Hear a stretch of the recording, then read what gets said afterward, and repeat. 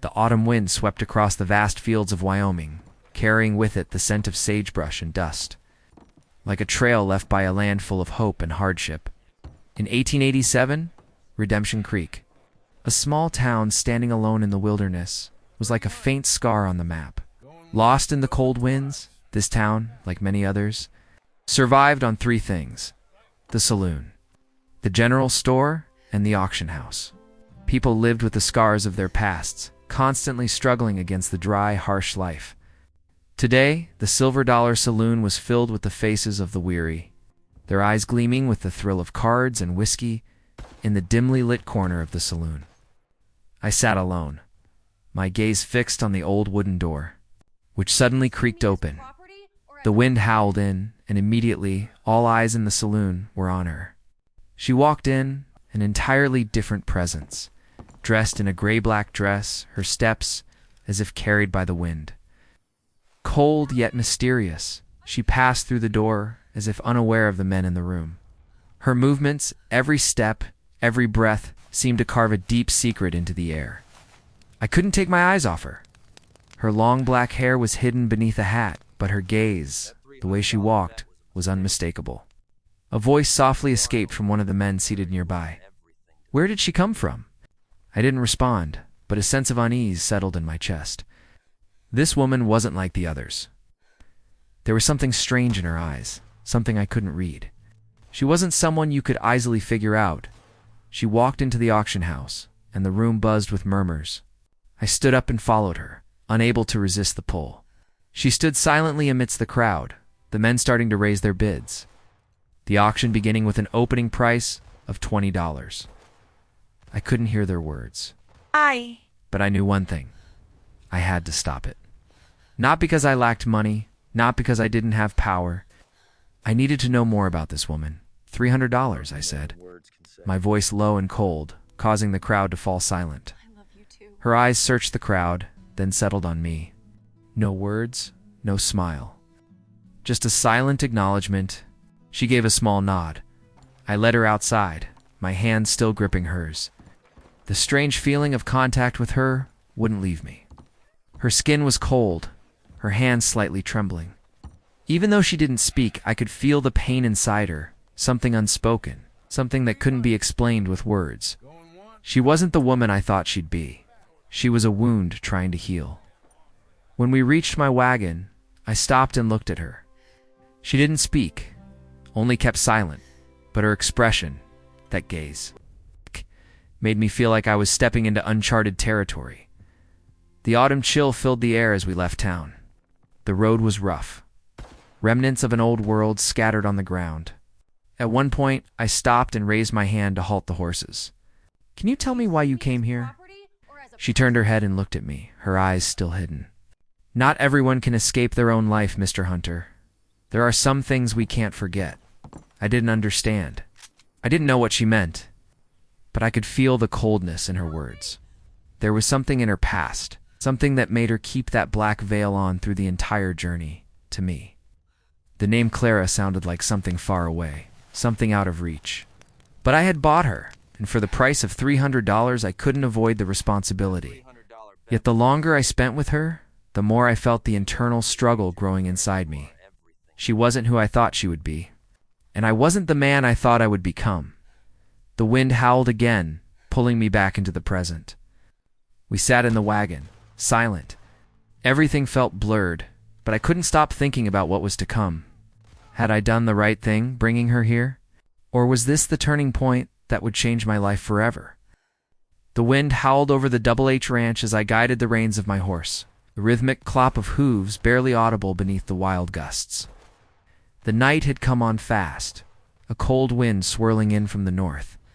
My thoughts were consumed by Clara by the coldness of her silence, the unspoken weight that seemed to press down upon her every move.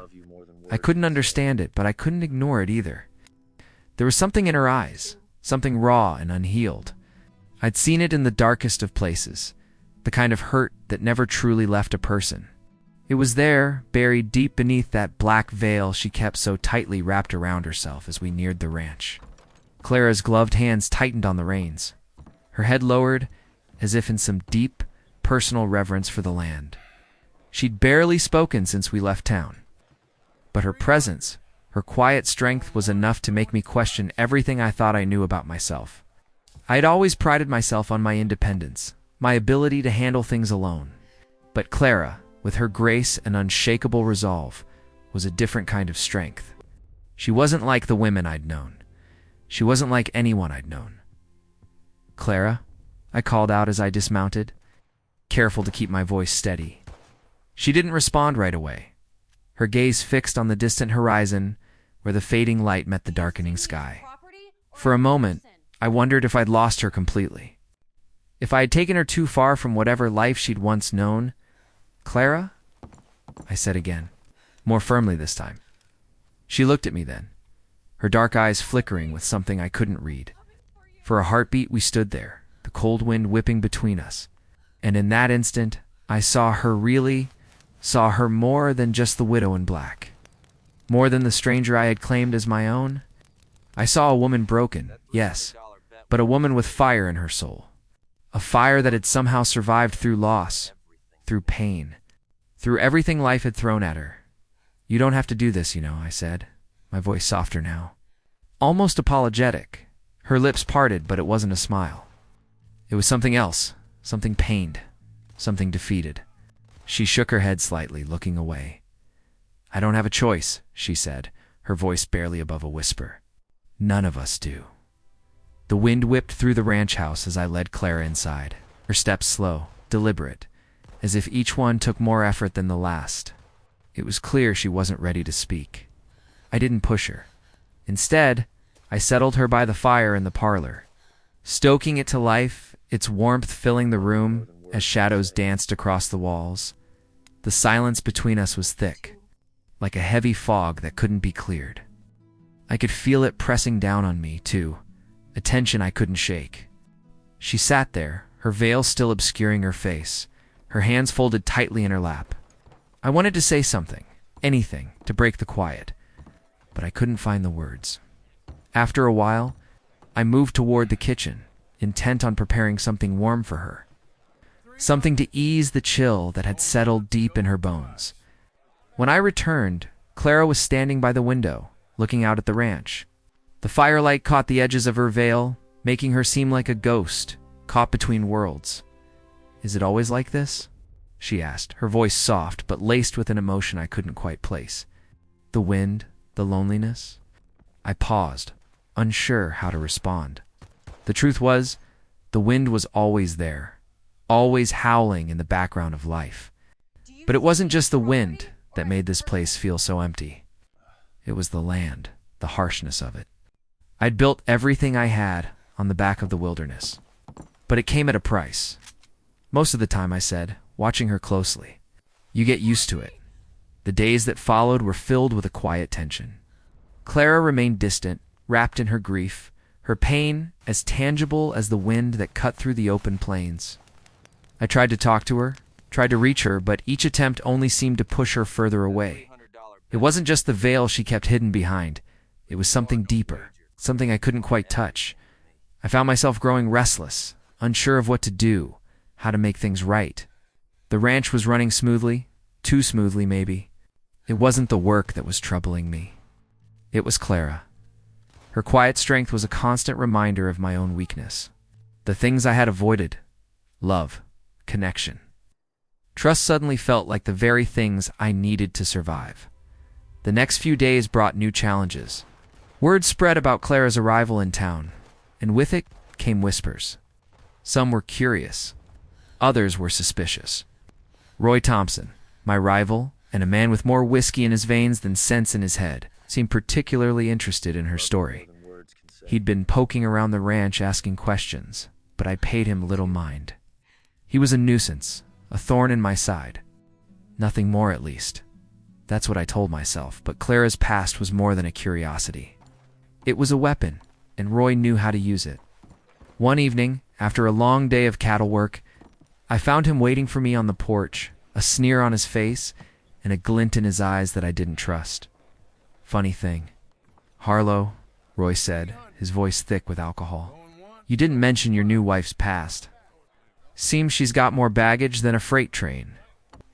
I stepped forward, ready to put an end to his taunts. But before I could say a word, he raised his hand. "Did you know her husband and child died in that fire?" Roy's voice dropped, like he was savoring the moment. She couldn't stop it. Couldn't save them. I froze. The words hit me harder than I cared to admit. Clara's past was a secret one she'd never shared with me. And now, Roy had found it, and he was using it against me. "Keep your mouth shut, Roy," I growled, my fist clenching at my side. "Or I'll shut it for you," Roy just laughed. "Oh, I'm sure you'll handle it just fine, Harlow. You've got the woman, after all. Now you just have to deal with the rest of it." I turned away, my heart pounding in my chest. Roy's words lingered in the air like smoke, choking me, suffocating me. What had I gotten myself into? Clara was a mystery one I wasn't sure I could solve. The next day, a fire broke out near the ranch. The wind, dry and unforgiving, had pushed it over the ridge and into the pasture. I rode out with the men, trying to control the flames before they spread further, but something was wrong. Clara was there, standing on the edge of the smoke-filled field, her face hidden beneath the veil. I saw her, standing there, just standing, as if she were waiting for something. Her hands were trembling, but she didn't run. She didn't call for help. It was as if she was facing something deeper than the fire itself. "Clara." I shouted, urging my horse forward, but she didn't move. She stayed rooted to the earth. When I reached her, the fire was almost upon us. I pulled her onto the horse with me, my heart racing, but she didn't fight. She didn't resist. For the first time since we'd met, she let me pull her into my arms. In that moment, something shifted between us. It wasn't just about the fire. It was about the things we had both been running from. The pain, the loss, the things we had never said out loud. "I can't do this anymore." "Samuel," Clara whispered, her voice barely audible over the roar of the fire. "I can't keep running, then don't," I said, my voice rough with emotion. "You don't have to." We managed to put out the fire. The damage wasn't as bad as it could have been, but the air still hung heavy with the smell of smoke. Clara sat beside the fire later that night, her face illuminated by the flickering flames. She didn't speak, but I could feel her walls crumbling. Slowly, so slowly, I knew it wasn't over. Whatever Clara had been through, whatever pain she had endured, it wasn't something that could be fixed overnight. But in that moment, as I sat beside her, I realized something that I hadn't before. We weren't so different after all. Both of us had scars that ran deeper than anything the world could see. And maybe, just maybe, those scars could heal together.